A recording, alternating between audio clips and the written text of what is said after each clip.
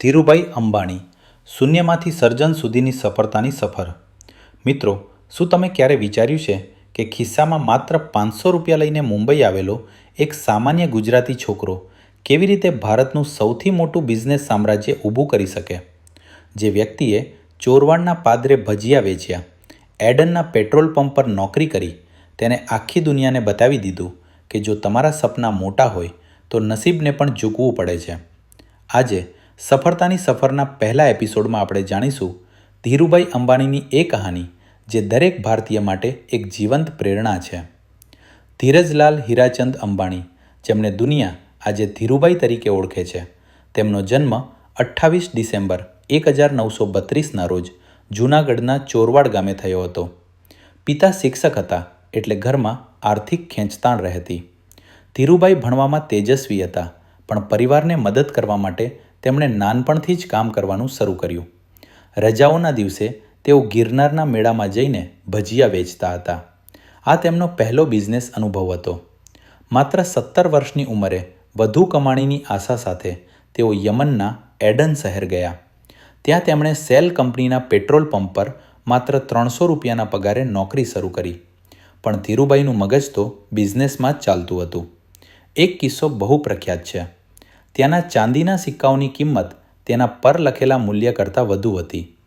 ધીરુભાઈએ એ સિક્કાઓ ઓગાળીને વિદેશમાં વેચવાનું શરૂ કર્યું અને ત્યાંથી તેમનો બિઝનેસ માઇન્ડસેટ દુનિયા સામે આવ્યો.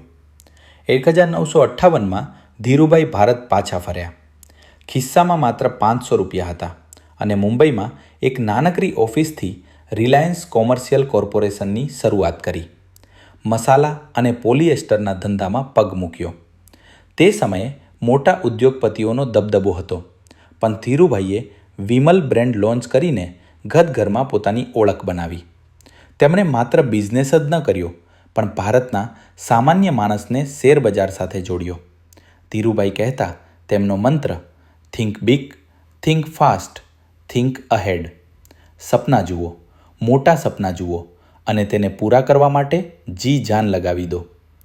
તેમણે સાબિત કર્યું કે બિઝનેસ કરવા માટે માત્ર પૈસાની નહીં પણ દ્રષ્ટિની જરૂર હોય છે. 2002માં જ્યારે તેમણે વિદાય લીધી ત્યારે રિલાયન્સ ભારતની સૌથી મોટી કંપની બની ચૂકી હતી. મિત્રો, ધીરુભાઈની આ સફર આપણને શીખવે છે કે જો તમારી પાસે હિંમત હોય તો દુનિયાની કોઈ તાકાત તમને સફળ થતાં રોકી શકતી નથી.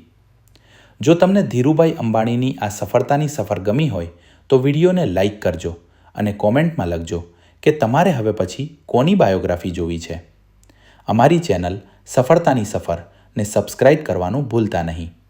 ફરી મળીશું એક નવી પ્રેરણાત્મક વાર્તા સાથે. આભાર.